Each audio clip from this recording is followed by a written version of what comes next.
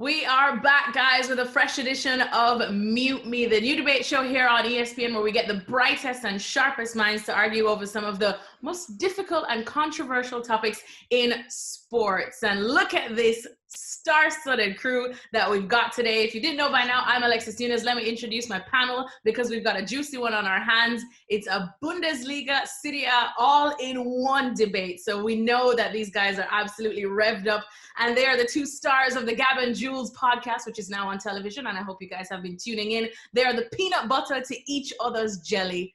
Gab Marcotti and Julien Leroz. Gab was not so sure about that one. And then he also is a big star of the Gab and Jules podcast as well. And he's probably the best thing to pull off a turtleneck since an actual turtle. Stewart Robson is joining us as well. All right, gents, so you know the drill. We'll have these two rounds coming up. You will state your statements, after which you will have 60 seconds within which to argue your statement. The other two panelists, though, if they're not feeling it after 15 seconds, they can mute you. Once two of them have muted you, then you got to stop. And I, of course, have a golden mute, but I've only got one of those, and that means I can mute you anytime, any place. So I will choose wisely if you give me reason to. Round one, let's get going in no particular order. Let's start with Gab. What is your argument? I'm going to argue that, okay, Andrea Pirlo, big jump. He's managed as many minutes of football as you have, Alexis, possibly even fewer. However, this, when you do a cost-benefit analysis, this is not actually a risk, and I will tell you why. They won the league 9 seasons in a row. They're looking for somebody who can be Zidane-like in terms of dealing with the players. Maurizio Sarri said this team was ungovernable and unmanageable, and, well, they're going to somebody completely different, the polar opposite of Sarri, to go and do it. Pirlo can talk to people. He's got a bit of the Zidane about him in that way. Doesn't talk very much, but when he talks, people listen. Most of all, this isn't going to cost them a lot of money. Pirlo is earning 1.8 million euros. Oh, Gab has been double muted. Robbo, why aren't you buying that one? I'm not sure what the subject was. He never actually quoted what the title of it was. Apart from Andrea Pirlo hasn't managed many minutes of football, unlike you, Alexis. So it actually didn't explain what he was talking about until we got halfway through it. That's not the idea of the program. Come on, Gab, sort it out. Let's bring Gab back in to probably shed some light as to what the point he was trying to make was. Gab? Pretty sure I said this at the very top, that Andrea Pirlo is not a risk.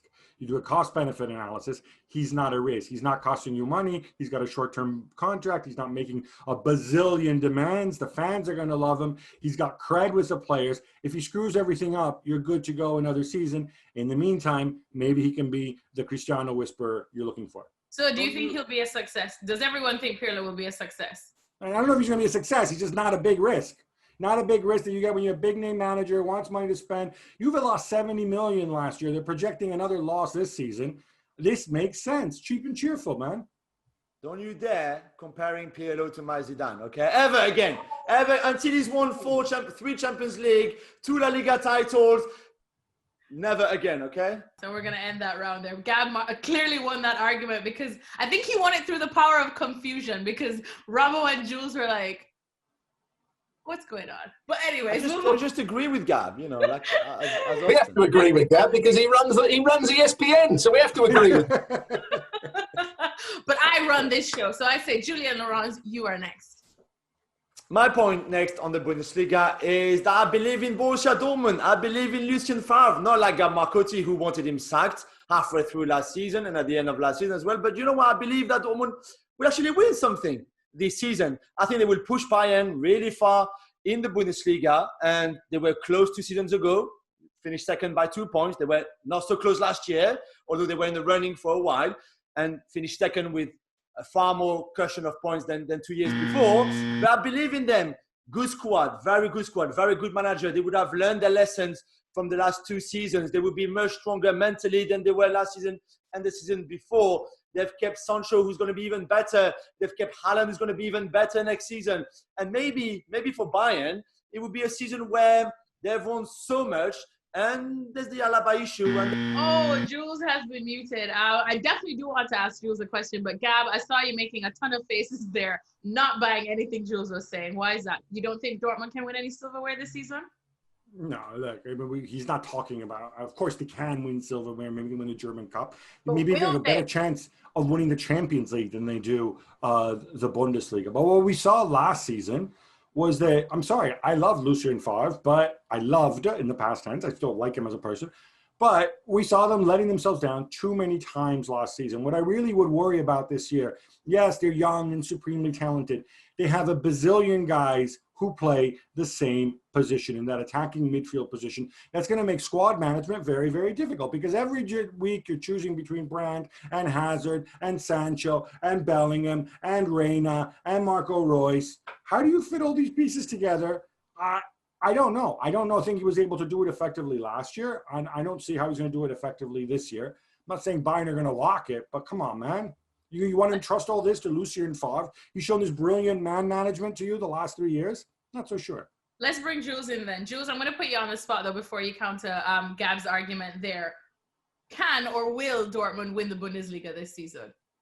I think they can. Of course, I think they can. I think I disagree with Gab. I don't think it's because you've got a lot of attacking players that could be an issue to build a really solid team, a strong team. I think that's what managers have to do. In every big clubs, you've got loads of players in different positions. Not like this, Jules. What do you mean not like this? What do you mean not like this? Not this many very young players with limited amount of playing time at your disposal. Most big clubs have a hierarchy. They've got guys coming through. They've got veterans.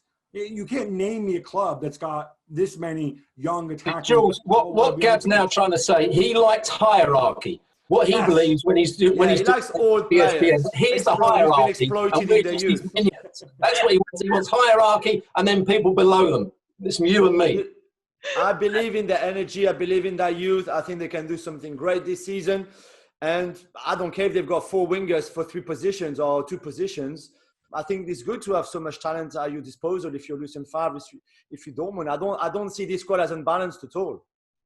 They still have a Jadon Sancho. I'm just throwing this out there. And Jules, is he just pretty much the biggest piece that they're going to need to win any sort of silverware? Of course, it's easier if you can keep Sancho to go and win something and have a great season. If you lose him, then obviously it's far more difficult. And we do a Mute Me show again. And I said, you know what, Dortmund are not going to win anything this year because they let Jadon Sancho go to Manchester United. So, but Jules, using your logic, Haaland is much more important than Sancho because if Sancho goes out, you have all these other options who can play wide. If Haaland goes down, you're back to sticking Marco Reus or Julien Brandt up front, which is not a good idea. But you can have many options as wingers, but you still have a hierarchy, which is your favorite word. Sancho is by far the best of the wingers they have. So if you lose him, you have another one, but it's not your best one. We love a good hierarchy talk. We'll come next. Who goes next? Stewart. Well, we've already touched on it, but Andrea Pirlo, when he goes into Juventus, his biggest problem will be Cristiano Ronaldo.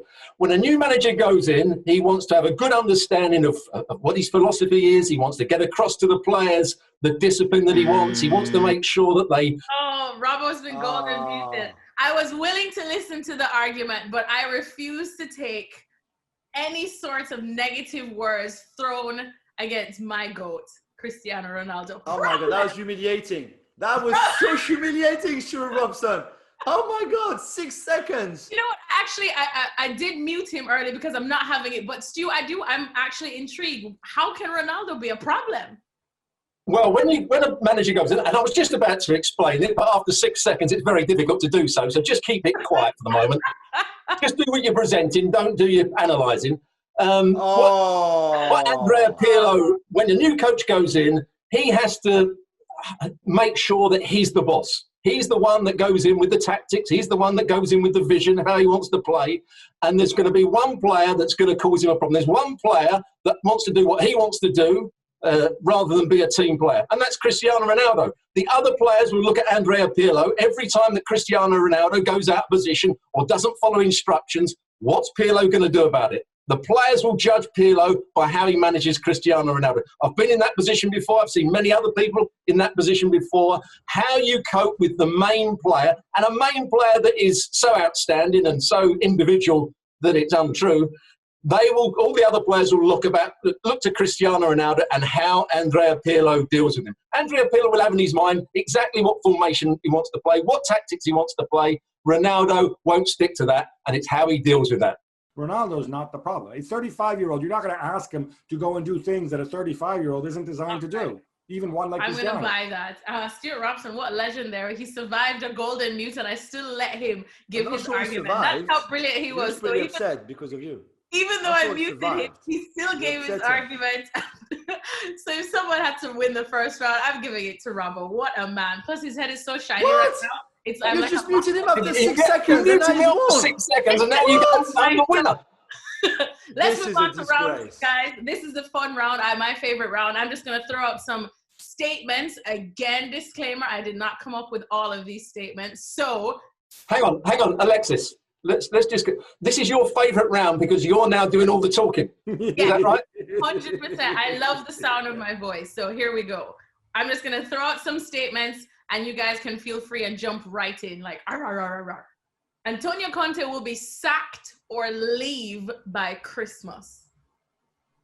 No, I don't think he will, because Inter at that point will be top of the table. And he's not going to leave while he's top of the table. Antonio Conte starts to unravel when things start to go against him. And I don't think it's going to happen up till Christmas. That's when Inter will be at the very top. That's when I think Antonio Conte will get the best out of them. It will all start to go wrong, or maybe not, after Christmas if they lose 1 or 2 games and things aren't going his way. But he'll be there still at Christmas. Antonio Conte makes far too much money to get sacked early. He would have to go and quit. He's got another 2 years. He makes absurd amounts of money. Inter are already badly stretched as it is. He could tantrum and be unhappy or whatever, sure, but not by Christmas. Here's another juicy one. Erling Haaland will outscore Lewandowski this year. I would love to see it. It's not going to happen, though. I'm telling you that right now. I mean, Lewandowski will have so much momentum from last season in a team that has added Leroy Sané as another winger to provide him with great chances, and he's going to score loads of goals. But I think Haaland will be close, but it won't be. I don't know. I love the Leroy Sané idea, but Leroy Sané's kind of been on the Darren Anderton's, sick note plan for much of his career. I know I'm really dating myself there. Darren Anderton. Who's Darren Anderton? Darren Anderton. Who's Darren Anderton? He was this perpetually injured Spurs player many years ago. England, not a bad footballer, very good footballer, in fact. But anyway, look, if Erling Haaland remembers that he's 6'5" and becomes really good at heading the ball too, can you imagine? That's like an extra 25%. Plus, with all your friends, all those Borussia Dortmund wingers serving up the ball. That's what I meant. I don't know, man. He'll have loads of chances. Here's another one. Zlatan will outscore Immobile this season. No. Come on, that's ridiculous. I did not put that one in. Yes, you did. You love Zlatan Ibrahimovic. That is a terrible one. Immobile plays for Lazio, and so he automatically gets a good 10 to 15 penalties a year. So no. Plays for Claudio. No love for my man. All right, fine. I think Jules tried to actually mute me. Yeah, I've got my golden mute button, but it didn't work. The boss here. Pressed, didn't work. You can't mute the boss. The Bundesliga is now the strongest league in Europe. No, it's not the strongest league in Europe. You can't have a league that's going to be won by Bayern Munich every time and they're going to win by quite some way. Some of the football, it's a good league. No question about that. There's some good teams. We're looking at Hoffenheim might challenge as well to get into the top 4. Looking at Leipzig. But when you look at the teams down the bottom, it's some poor teams. Did you say Hoffenheim? Did you just say Hoffenheim? Yes. Yeah, I think you should stick to Serie A. Just stick to Serie A. Top 4, I said, not for the title, to try and get into the top 4. Yeah, top 10. And leave me alone. We all know Ligue 1 is the best league in the world anyway. All right, easy with that. You guys, the Bundesliga, they lost Kai Havertz. They lost Timo Werner. They could yet lose. They lost Achraf Hakimi. They could yet lose David Alaba, Thiago Alcantara, and Jadon Sancho. And you really want to argue that it's the best league in Europe after losing all these guys? Did I mention Kai Havertz? I think I did. Oh, and Robin Koch, of course, going to the mighty Leeds United. So I take it a little easy there. All right. What about we should be more excited about Jude Bellingham than Jadon Sancho? I don't watch the championship. I'm a defer to you. I know you love your championship, Jules. It's not just that. It's like just give the guy some peace. Let him work. He's 17. He's played really well in preseason. in friendlies, in the cup, great for him. But let's not put too much pressure. People are crazy. Kai Havertz has an average first game for Chelsea. Oh, he's rubbish. Look at that money they spend. Jude Bellingham has a great game in the cup, against, I was going to say amateurs, not amateurs, but, lower league team. And people say like, oh my God, he's the next GOAT. And okay, just give people some time. I'm sure Jude Bellingham will be a great player for Dortmund and Kai Havertz will be a great player for Chelsea. But let's just not make any assumptions straight after one game or something. I don't think Jude Bellingham would be more important or better than Jadon Sancho at Dortmund, because Jadon Sancho has been there for longer, has already done it, and has far more experience, and he's older as well, 4 years older than Bellingham. Just let Bellingham work on his own, easy, and then he certainly has a great future ahead. It is good to hear Jules talk some sense once every so often, and there it was. Who was muted after 6 seconds again? Who won the round? Who won the round? Going through. Yes, Let me get Robbo's opinion on this one, Robbo, because both of them are one of your own, two very exciting Englishmen, both still quite young, one definitely younger than the other. How do you see it? Which one excites you? Probably a bit more. Well, Jadon Sancho is outstanding as he is at the moment. He's still going to get better and better. He's done it at everywhere he's played. When he was playing for the England youth teams, he was outstanding. I think he's still going to be the best player. Bellingham, as Jules said, is a very good young player, and I think he'll have a good season. He won't play every week. They'll get him into the team gradually. He'll play probably every 2 out of every 3 weeks, and he'll be an outstanding talent, and he'll play well this season. But he won't be as important as Sancho. By the way, speaking of outstanding talents at Borussia Dortmund, my mate who follows these matters tells me that neither Bellingham nor Gio Reyna are the most exciting teenage talents at the club right now. There's a man named, or a boy, I should say, because he doesn't turn 16 until November, named Youssoufa Moukoko at Borussia Dortmund, who apparently has been breaking all sorts of scoring records. Erling Haaland has said, oh my God, he is so much better than I was at his age. So this dude could well turn out to be the best teenager. That's the same thing Jules said about you. Jules is so much better at his age than you were. Gab Marcotti with a nice little inside scoop there. Love that, Gab. That's why we pay him the big bucks. And final topic for you guys to pick apart, if one of you want to. If Inter sign Vidal and keep Martinez, they are favorites for the Serie A title. Sign Vidal? Dude, what is this? I think this is all going to work if Conte finishes building his time machine and traveling back in time. And then all this Vidal, Godin, who they were going to sell, but now they're not so sure because nobody wants him. And maybe he likes having another old guy there because the Skriniar is apparently on the naughty step now. They're talking, they could go back in for Dzeko again. I mean, no, they should have signed Tonali. Vidal is not going to make the difference for the Serie A title. And yeah, of course they need Lautaro. Otherwise, they have no shot. All right, perfect. That's going to bring us to the end of our Mute Me show. Now there's only time to crown a winner to see who can get this golden Bluetooth speaker. And I am going to present it to the one, the only, Stewart Robson, because he survived a golden mute and he clapped back to me feistier than anybody's ever clapped back to me before. And you know what? Mad respect for a clap back, Robbo. Here you go. Thank you very much. I'll accept that. And that's the end of Mute Me. Thanks so much to Robbo, to Gab, and to Jules. Thanks to all of our viewers for watching. Trust me, we are going absolutely nowhere. There's still plenty more to be argued over, and these guys are revved up and ready. So please join us for another edition of Mute Me anytime soon. Thanks so much for watching ESPN on YouTube. And for more sports highlights and analysis, be sure to download the ESPN app. And for premium content and live streaming, subscribe to ESPN Plus.